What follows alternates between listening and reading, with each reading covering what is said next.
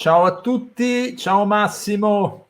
Ciao Marco, ci ritroviamo finalmente. Finalmente ricominciamo a fare le nostre interviste ai registi, ai compositori. Benvenuti a Soundtrack City, non l'abbiamo detto.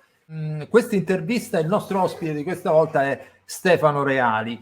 Lo dirò poi durante l'intervista. La particolarità di Stefano è che è compositore, regista e puranco sceneggiatore, Sceneggiatore. per cui allora farci un po' un profilo te, Massimo. Allora, io vengo a conoscenza di Stefano Reali con questa colonna sonora di tanti anni fa, la faccio vedere, Le ali della vita, che è stata celeberrima per la Savina Ferilli, che ha avuto un successo su Canale 5 spropositato con le musiche di Reali e Jacopo Fiastri. Reali ovviamente era anche il regista di questa fiction che è durata un bel po' di anni. Però notavo da questo stile qualche assonanza con Ennio Morricone, di cui poi tu, che stai al momento lavorando con lui su un film tratto da un romanzo, di cui il titolo è proprio il titolo del romanzo stesso, andrai a parlarne in maniera abbastanza preponderante. Però comunque Reale è un regista, sceneggiatore, come dici tu, compositore, uno dei rari casi in Italia di autore anche delle proprie colonne sonore, dei film che dirige, ma ha lavorato con tanti autori, tra cui in particolar modo andiamo a sottolineare la sua collaborazione con Ennio Morricone e con Andrea, perché con entrambi ha lavorato in diverse occasioni, soprattutto nel Quarto Re, ultimo, la serie anche quella con Raoul Bova, famosissima, e poi non ultimo, sempre con, facciamo un gioco di parole, con Raoul Bova, la serie Come un delfino. Diciamo che è stata anche questa serie una delle ultime occasioni in cui Ennio Morricone ha scritto per la televisione. E devo dire che la peculiarità di Stefano Reali è che è stato anche un assistente alla regia di Sergio Leone in C'era una volta in America. Quindi ci racconterai questa cosa meravigliosa di questa intervista molto particolare, giusto Marco? Sì, particolare uno perché non è la prima volta che io mi trovo a lavorare con Stefano, perché questa intervista è stata fatta proprio durante la post-produzione di una serie, Storia di una famiglia per bene, per Mediaset, ma io già avevo fatto con lui, ho lavorato con lui su Al di là del lago, una serie televisiva, e poi Angeli con Raoul Bova. Di Sempre. tutto questo di cui hai parlato, accennato, il rapporto con Morricone, Sergio Leone, eccetera, eccetera, ne parleremo abbondantemente, diffusamente durante questa intervista. Molto, molto schietta, molto, molto sincera, molto, molto anche divertente. Bene, allora godiamocela. Stefano Allora, Reali a Soundtrack City. Ciao a tutti, ciao Massimo. ciao.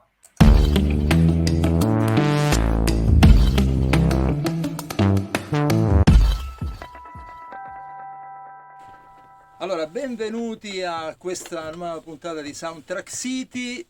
L'ospite, lo vedete già, è Stefano Reali. Ciao Stefano. Buonasera a tutti, non so a che ora andiamo in onda, ma La ciao sera, a tutti. la sera.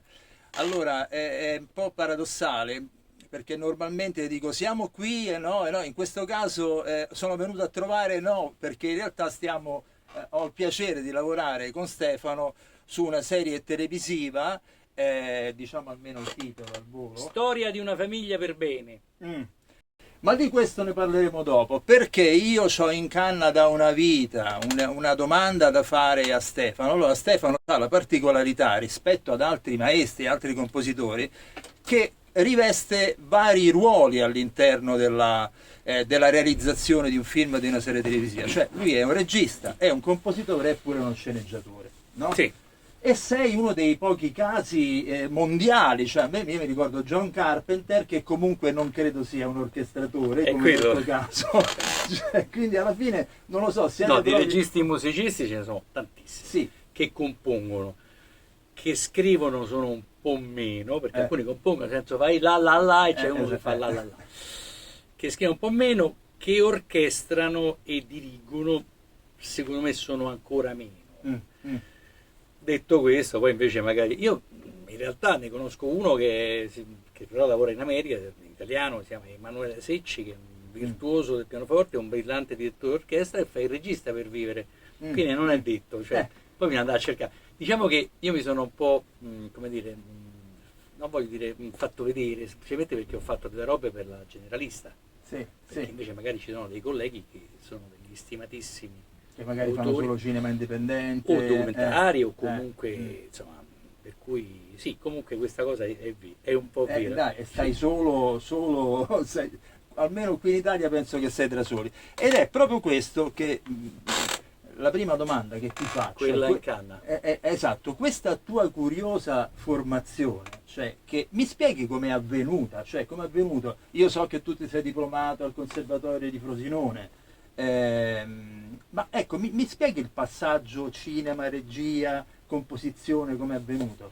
Allora, io avevo 3 amori nella mia vita: il pallone, la musica e lo spettacolo.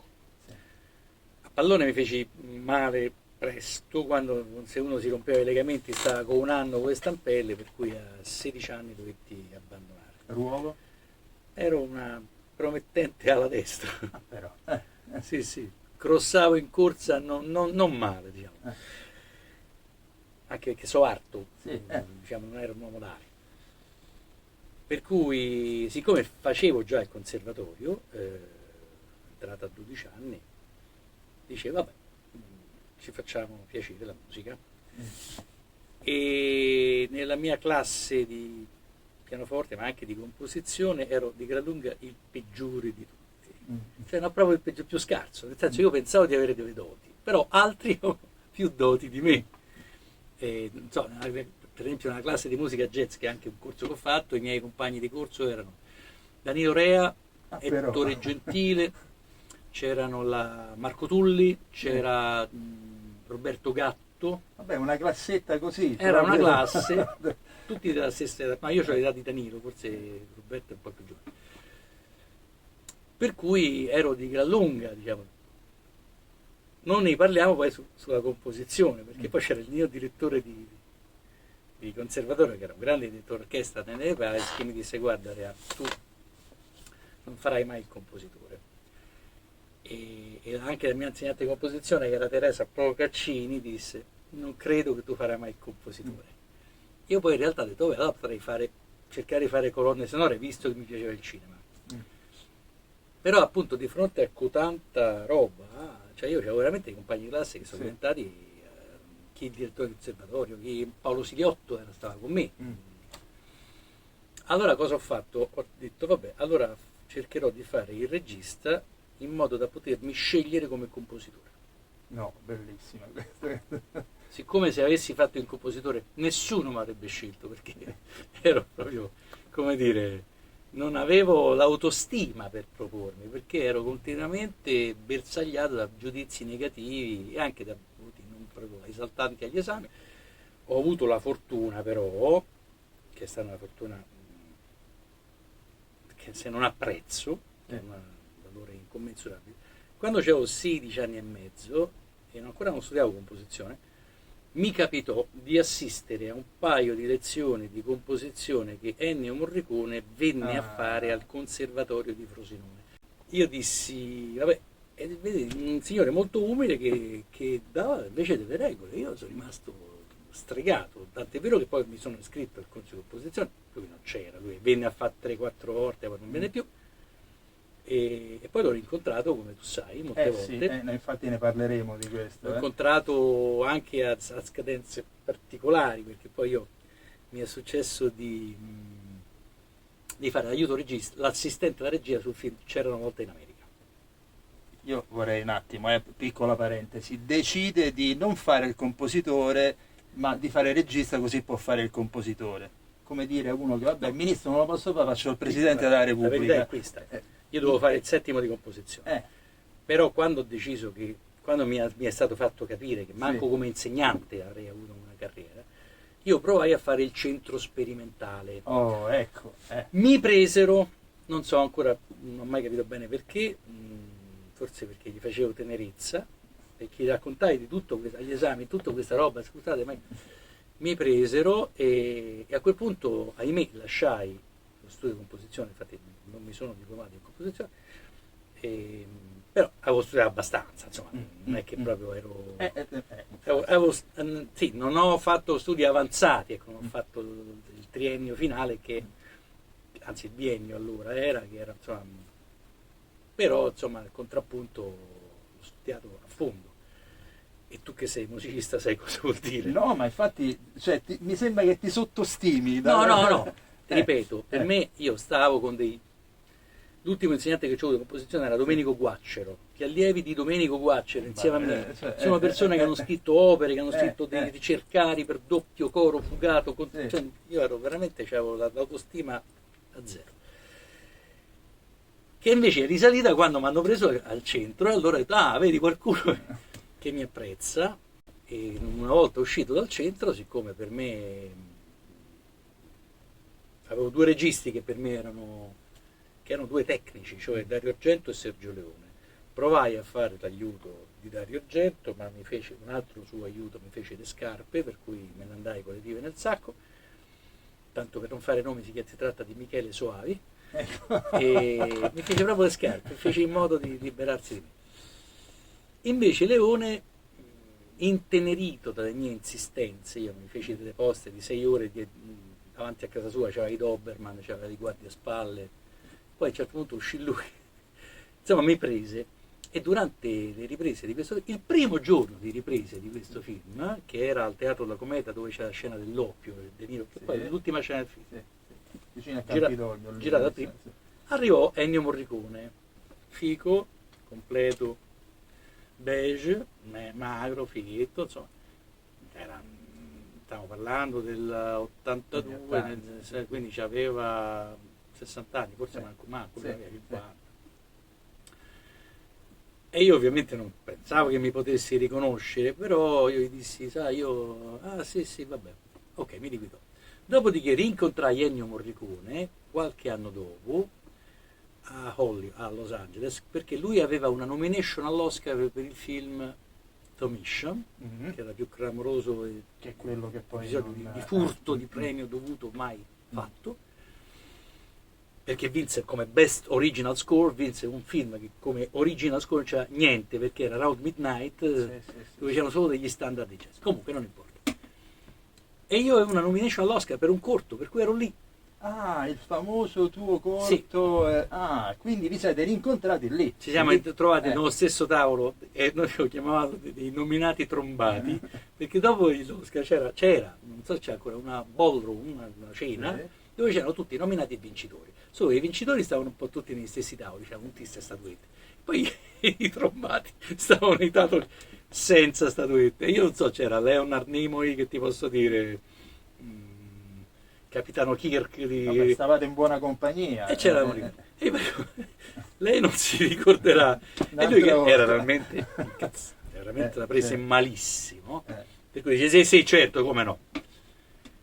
Ok, dopo altri 4 anni, 5 anni lo rincontrai perché avevo fatto un film mio per la televisione che si chiamava Una storia italiana, era la storia dei fratelli a Bagnale. E poi ti racconterò una storia che ti riguarda circa questo, che riguarda me e te, che tu forse non te la ricordi. Allora la dico al volo, perché è proprio questa. Allora vado ad una festa quegli anni lì, evidentemente di un'amica comune. Mi ricordo che in quella festa c'era anche Roberto Pacca, quello del Medioevo, Massimo Ventura, eccetera, eccetera. E a un certo punto, siccome l'amica in comune si ricordava che io ero musicista, mi presenta un musicista, dico, ti presento un musicista, e dopo io sono risalito che era lui, perché mi disse, tu sei un musicista, vieni, ti faccio sentire il tema che Morricone ha scritto per me. Io pensavo che era un mitomane, o invece no, era vero, perché a un certo punto siamo andati, c'era un pianoforte e tu hai eseguito il tema che aveva fatto Morricone per te, e si vedeva che stavano al settimo cielo, proprio oltre. Per me era impensabile, anche perché mi aveva, allontanato altre 3 volte a distanza di 4 anni. Però la cosa, ti dico come è successo, perché Morricone, che prendeva me, uno sconosciuto, per fargli le musiche, non c'era proprio. Poi in quegli anni, stiamo parlando del 90, era veramente pieno di cose, prendeva $1 milione per fare una colonna sonora negli Stati Uniti, per cui il tempo che toglieva a quelle robe lì, certo. però anche lì lui campanello, telefonate, poste sotto casa, il portiere, mi aspetta il maestro Morricone, ma è sicuro, mi aspetta il maestro Morricone? No, non era vero. Per cui alla fine lui, sfinito, mi disse, vabbè, che vuoi? E dico, guardi, io perché io ho da fare, ho tempo, le cose, poi ti do un po' di musica di repertorio, ce la metti e basta che te la spalla. Poi c'era un suo elegantissimo stemma a coda, gran coda nel suo salone, che era un salone, credo, di 200 metri quadrati, non sto esagerando, a Piazza Venezia. E vedo che c'era una parte. Guarda, io sono sempre stato una sega a lettura della partitura. Mi pare che ho preso 6. Quindi a prima vista non è il tuo forte. Però ho capito che in quel momento me la potevo giocare. Allora mi sono così, con grande naturalezza, con grande seduto al piano, ho cominciato a leggere la parte. E lui ha fatto questo. Perché tu ti sei presentato come regista. Io ero un regista che voleva che il signor Morricone, il maestro mi facesse. L'hai scioccato. E lui dice, ma scusa, dico no, ma io ho studiato un po' di musica. Allora lui sa che cosa ha fatto? Ha detto, allora leggi questo. Ed era una lettura, sì. e tu sai cosa vuol dire una lettura della partitura, no, anche perché teoricamente sono letture che si fanno a tavolino, nessuno si mette lì, anche non c'entra manco nel piano, però io beccai 2 bassi, anche perché io sapevo che a lui piacciono i bassi di basso discendente. Quindi l'hai ristudiato? No, beh, io la sua musica la conoscevo, la amavo, e siccome ho studiato composizione la ho studiata a fondo, per cui sapevo. E il fatto che io abbia beccato i bassi, oltre che il canto, lì è stata. Ti ha fatto guadagnare stima. No, lì lui mi ha guardato come se vedesse un alieno. Così mi ha guardato e mi ha detto esattamente cosa dovrei fare. Dico, guardi, questa è la cassetta del film. È una roba che è nelle sue corde, e penso che lei mi ha passato un rapporto in maniera molto veloce. Questo io ho detto. Beh, penso che in quel senso hai capito l'importanza degli anni del conservatorio, forse. Io sai cosa dico ai miei amici? La cosa migliore a cui mi è servito studiare musica è stato potermi permettere di avere Ennio Morricone come regista, perché come dicevo potevo scegliere me come compositore, cosa che poi ho fatto, ma non l'ho fatta subito, perché c'avevo appunto sempre questa autostima zero. È stato Morricone che a un certo punto, ed è successa una cosa molto carina per Mediaset, tra l'altro, io facevamo un film che si chiamava Il quarto re, ed era il mio secondo film, il terzo film con lui, poi ci siamo trovati bene. Però io stavo girando, però il film doveva andare in onda perché era da Befana, infatti poi andava in onda da Befana di un anno dopo, ma questo non importa, questo capito. E quindi non c'erano i provini, poi Morricone non è che faceva provini, cioè ma non c'era il computer, c'era niente, cioè, forse qualcosa di computer c'era, ma sicuramente Morricone era un tizio che ti faceva sentire il tema al piano, se tu dicevi ok, poi te lo ritrovavi missato, non è che potevi avere voce in capitolo. Invece con me, siccome io gli dicevo, senta, ma qui maestro, ma qui non potremmo, insomma alla fine lui fece una cosa che non aveva fatto mai per nessuno, andò da Amedeo Tommasi, che tu conosci, suo amico, e si fece fare dei piccoli demo col computer, così, e mi rimandò in Tunisia dove io stavo girando, e dicendomi spero che siano ok, scritto a mano sul fax, e io quei provini ce li ho, ancora. Dopo c'ho l'orchestrazione che ha fatto, grande orchestra, coro, burubum, burubum, ma io ho il provino suonato da Tommasi come Ennio che faceva din don. Insomma, per me tu capisci, cioè, sai di che cosa sto parlando. No, oltretutto io dico che tu non hai solo quei provini di Tommasi, anche perché poi di Tommasi, ma tu hai postato più volte sul tuo sito sulla tua pagina dei momenti di festa in cui c'era Morricone che suonava e forse componeva anche in diretta, mi sembra. Sì, uno l'ha fatto in diretta. Anche in Lui diretta. lo dice, poi secondo me Chissà, era uno dei tanti rejected themes, cioè lì l'ha trascritto al volo, però l'ha fatto mentre tutti facevano casino. È quello, me lo ricordo. No, io ho anzi non ho postato tutto perché alcune cose sono talmente lusinghiere nei miei confronti che mi vergognerei a farlo, perché sembra che lo voglio fare per quello che dice lui. Per quello che dice lui. Il bello di Ennio, che non solo che era un genio, sapeva anche spiegare perché lo era. Io ho fatto un giro di conferenze, quindi a un certo punto l'ho trascinato a fare una serie di cose. Abbiamo fatto conferenze in tutta Italia, queste le ho postate su YouTube, dove io mi ero prefisso il ruolo di essere quello che doveva tradurre fra il maestro e le persone che magari facevano delle domande. Io non sono intervenuto manco una volta, perché lui era chiarissimo. Ed era chiaro per tutti, ed è quello che lui cerca di fare con la sua musica, cioè di fare un qualche cosa che sia alto per gli accademici di Santa Cecilia, ma che sia al tempo stesso popolare per Pizzicarolo di Tormarancia. Ed è una cosa che si è sempre prefissato. Ecco, questa è una risposta a questa cosa qua, che è la cosa a cui tengo più in assoluto. Se ci fossero degli epitaffi da mettere sulla tomba a video, forse un giorno ci saranno, direi, mettete questo. Mettete quello che Morricone pensava di me, in un momento in cui non ero presente, non l'avrei mai sentita. Io ho scoperto di questa intervista 20 anni dopo. Ah, non l'hai scoperta? No, l'intervista è del 99. Io l'ho scoperto dopo che è morto. Pensa te che bello anche, voglio dire, come scoperta, sapere Non tanto, questo. perché è come quando una che ti ha sempre fatto diventare l'affare così, scopri che era innamorata di te dopo 30 anni. Sì, ma sì, te potevi sì. viva prima. Sì, da una parte sì, però dall'altra parte è bene anche sapere che c'era stima dall'altra parte. Non so perché mi viene da domandarti, chissà se ne aveva parlato, a proposito di questo che tu dicevi, cioè che Morricone era in grado di mischiare alto e basso, no? Eppure era allievo di Petrassi, che non era esattamente un allegrone da questo Non era un punto di allegrone, vista. però Petrassi gli ha dato una grande formazione. Lui ha detto qualunque cosa, questo me l'ha raccontato lui, anche perché di Petrassi c'aveva una specie di venerazione, e giustamente, insomma, stiamo parlando di un grande del Novecento. Lui, come allievo di Petrassi, mi raccontò questo aneddoto. Sì, Petrassi era alto, c'era il problema che c'erano tutti i compositori del Novecento, cioè di scrivere per i musicisti oppure no. Perché il problema, dopo Ravel, il problema è per chi sto scrivendo.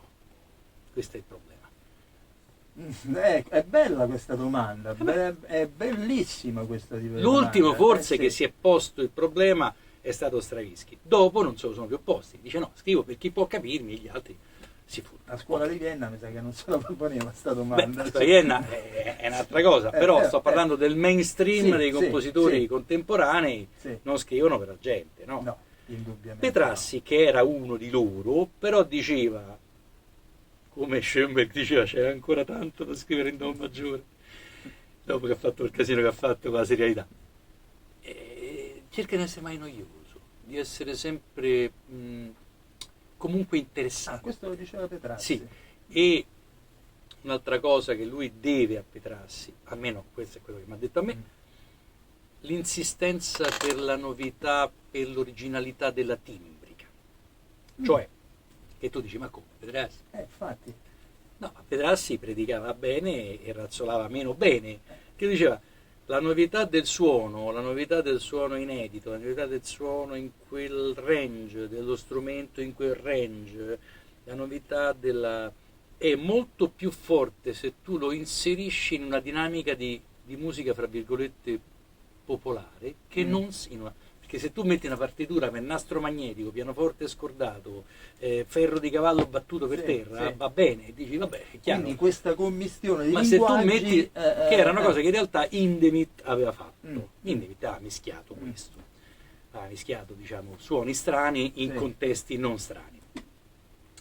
E lui, se tu ci fai caso, ed è questa una cosa che io, diciamo, ho molto apprezzato, anche nei film più rognosi, quelli più, insomma, anche se volessi lavorare che faccio, ti posso dire, mi metto tavoli, lui comunque cercava, lì c'è una canzone romana che lui ha fatto, si chiama Lei se ne muore, che è una canzone romana fatta su un unico accordo, è tutto un modale su una sus che non risolve mai. Non lo conosco purtroppo. Ed è lui Io c'era una versione suonata al pianoforte a casa mia da lui.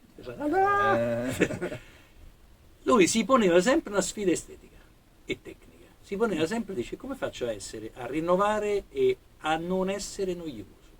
E allora ecco che si inventa la macchina da scrivere nel film, come si chiamava? Indagine su un cittadino. Sì. Ecco che si inventa questi timbri negli anni 70, negli anni 80. Poi no, poi ci ha un po' ripensato.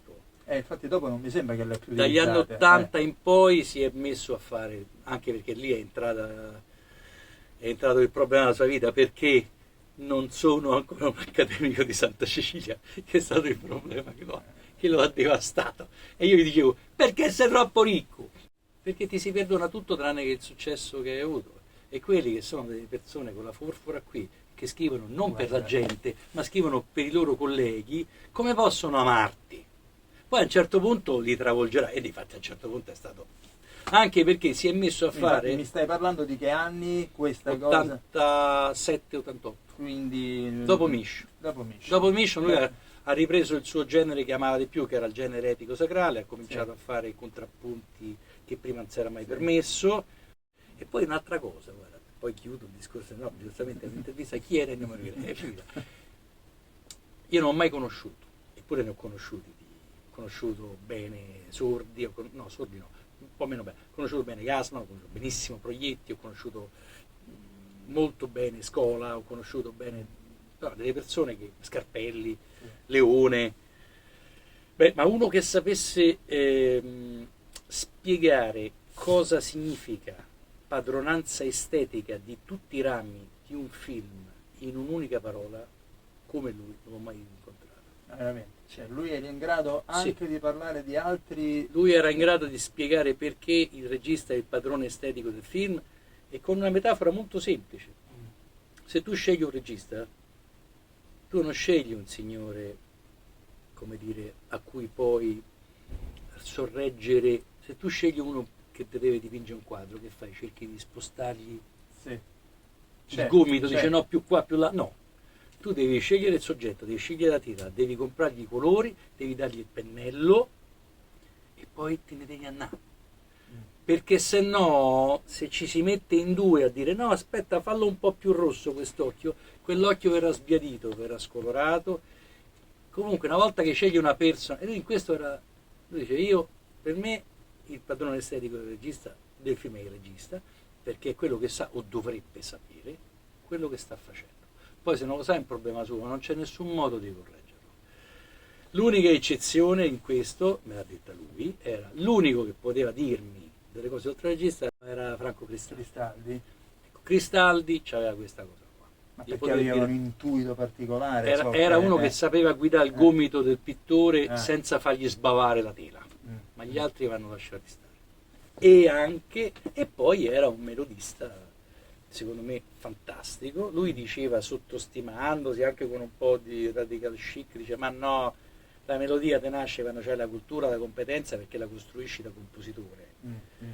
E allora non so se lo fa, c'era una volta in West, io faccio uno studio sulle seste e io ragiono in quello, però dove c'è sfida tecnica si vede che tu analizzi il pezzo, sono una serie di però poi c'è la genialità sì, ma tutto funziona e tutto è fischiettabile, dall'ultimo peragottaro, diciamo, bengalese, con tutto il rispetto dei peragottari bengalesi, dopo un ascolto. Perché la verità di Ennio è che dopo le prime 4 battute, chiunque che non sia nessuno in musica dice questo è Morricone.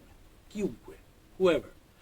E questo gli americani lo dicono, lo dice Tarantino, che a me una volta mi ha detto delle cose, io poi ho capito la metà perché era pure un po' ombriaco, mi ha fatto un panegirico che mi sarebbe piaciuto registrarlo. Cioè quando dice Mozart, quando era Mozart sapeva che sarebbe stato Mozart anche dopo 3 secoli, e quindi doveva essere un tizio che mi sarebbe stato molto sulle palle. Invece Morricone non sa che sarà suonato fra 3 secoli, ma sarà suonato fra 3 secoli, però non mi sta sulle palle perché lui fa finta di non saperlo. Faceva delle robe beh, ma è vero, eh? Sì. Cioè, non so di Mozart sinceramente, non m'azzardo. È una tesi di Tarantino. Io però ti dico, ho acchiappato la metà.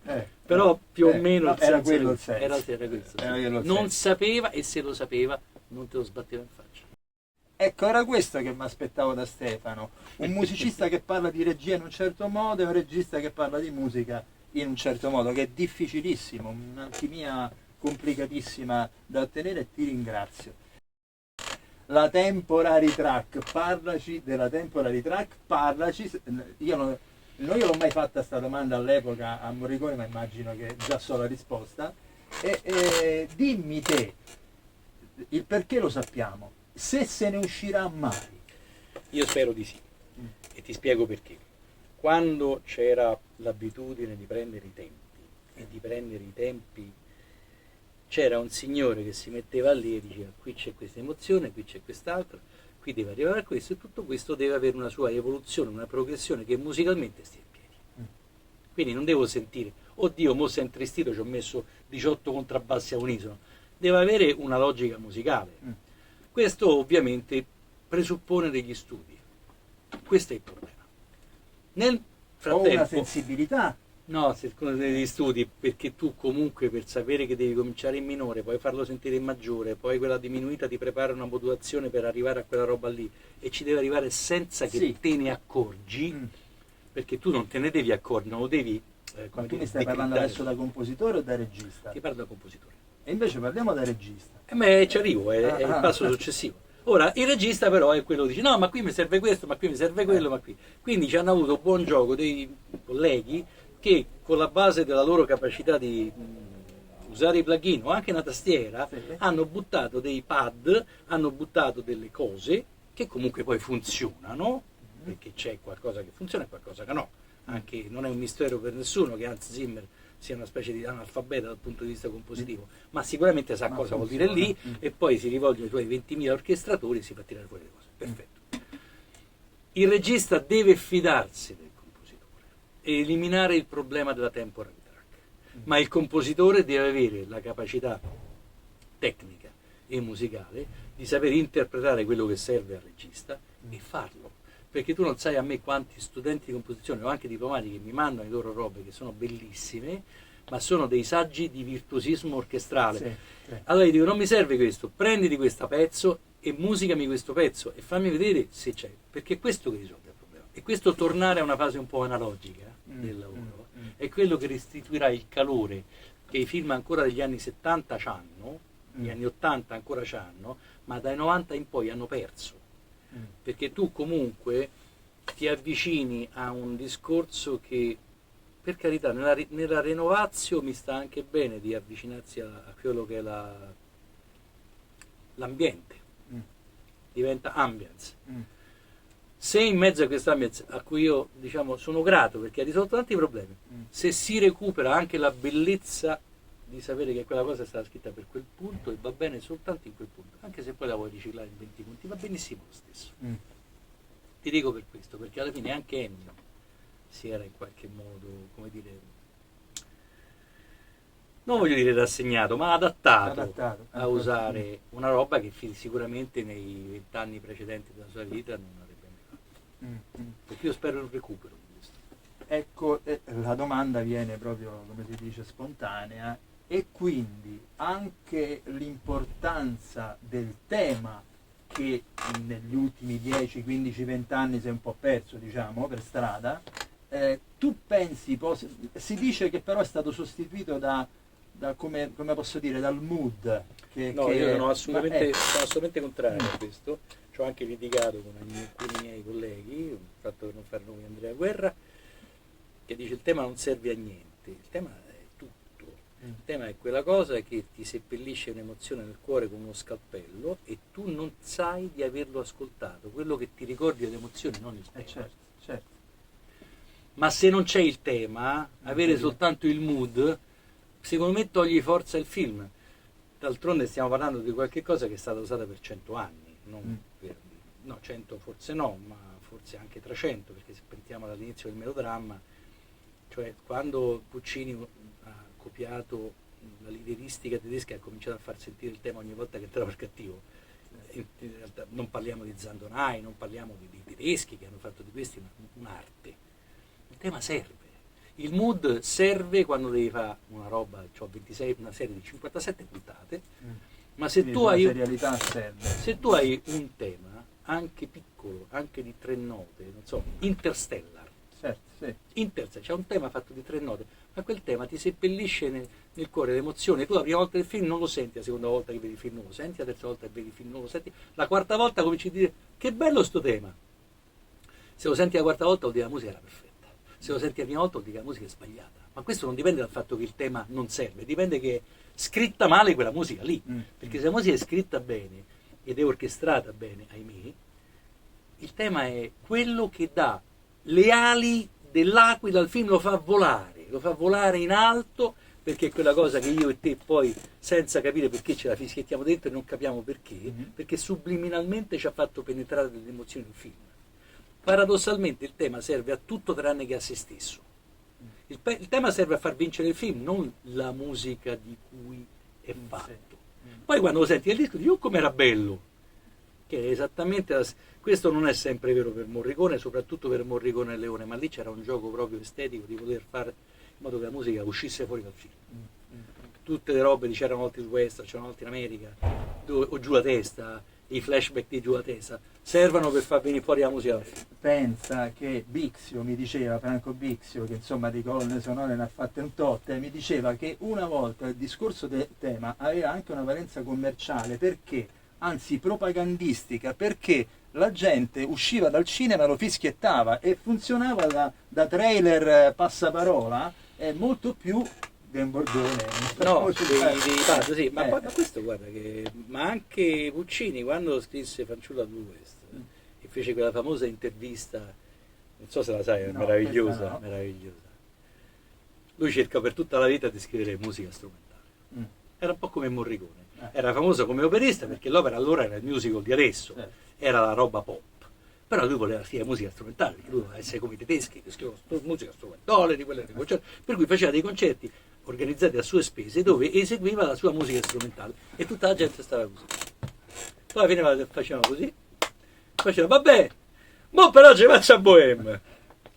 E lui, ferito, era quello che succedeva a Morricone. in questa intervista disse, ma lei come si trova, che rapporto ha con la sua genialità? Dice, guardi, sono stato un uomo fortunato, gli disse, perché il Signore mi ha messo un dito sulla spalla e mi ha detto, tu scriverai musica per il teatro.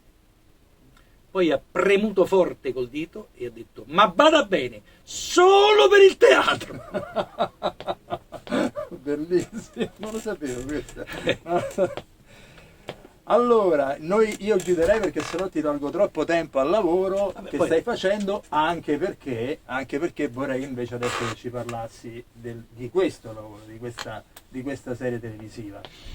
Questa serie è un romanzo popolare, è un tentativo di mischiare Romeo, Giulietta e Gomorra e ambientarlo in 5 anni durante i quali la storia d'Italia è cambiata dall'86 al 92, perché si parla da Chernobyl a Tangentopoli, con in mezzo alla fine il crollo del muro, così. Tutte queste cose nel film non ci sono, ma sono evocate, sono un po' sentite, percepite. Quindi si trattava da una parte di risentire il suono della musica dell'epoca, che erano le canzoni di quel momento lì, cioè da Lady Marmalade al Tempo delle Mele a Top Gun o cose del genere, anche le canzoni pop italiane, e dall'altra di fare un commento che ci si sposasse dentro. Per cui io ho chiamato a collaborare con me il maestro Anton Giulio Frulio per fare il commento e il maestro Marco Rinalduzzi, che negli anni 80 era un divo di queste canzoni, che è l'autore di tante canzoni di Giorgia, di Alex Baroni, di Mike Francis, cioè di tutto quel momento in cui il pop significava quella cosa lì. E qual è la differenza con oggi? Che c'era ancora il tema, c'era ancora la melodia. Negli anni 80 la melodia non era stata dichiarata per morta, ci si ricordava qual era la canzone che aveva vinto a Sanremo 12 anni prima, ora non ti ricordi quella che ha vinto l'anno scorso, non te la ricordi, o meglio non sai fischiettare perché non c'è il tema. Peraltro ci si ricordava non solo degli incisi, pure delle strofe. No, ma ci si ricorda, la gente cantava gli arrangiamenti, posso dirti? Sì. La gente, c'è stato un momento in cui la gente faceva la fisarmonica, tarapatata patata patà, e cantava gli arrangiamenti. Quindi vuol dire. Quindi Rinalduzzi ha scritto 8 pezzi molto, diciamo, carini, che sono alla maniera, sono d'epoca, ma non sono d'epoca, con gli arrangiamenti, con quegli strumenti, con quel piano Fender, con quelle chitarre fatte in quel modo. poi ci sono anche altri compositori che abbiamo chiamato, Galbiati, Abbiate. e quindi abbiamo questo interessante tessuto fra un commento, diciamo, gomorresco, anche se lì il tema c'è, e io le ho chieste a Frulli, mi raccomando, fammi, c'è un bel tema drammatico e un bel tema patetico, che io e te, che dovremmo essere due caproni, ci le ritroviamo senza poter affischiettare. No. Speriamo bene. Allora, come al solito, le cose di Stefano, i lavori di Stefano hanno ovviamente una cura musicale superiore alla media. Ma in questo caso c'è quello che è divertente, posso dire, è proprio questa ricostruzione musicale degli anni '80 che è molto sfiziosa, dai, Sì. è molto sfiziosa. Speriamo che la gente ci voglia bene. Secondo me i quarantenni che si ricordano gli anni '80 perché c'erano 20 anni, no, zero. Speriamo che i cinquantenni, No. insomma, speriamo che qualcuno Certe canzoni sono evergreen, sono degli le evergreen, conosce sì. pure mia figlia, Certo. quindi stai tranquillo e sereno. Allora io ringrazio Stefano, che io gli farei in altre 2 o 3 interviste, perché oltretutto ha una filmografia pazzesca, quindi ce ne sarebbe da parlare, ma io ringrazio Stefano perché è veramente difficile parlare con un regista di musica come con lui. Grazie. Grazie a Stefano. Arrivederci a tutti, buona serata. Ciao.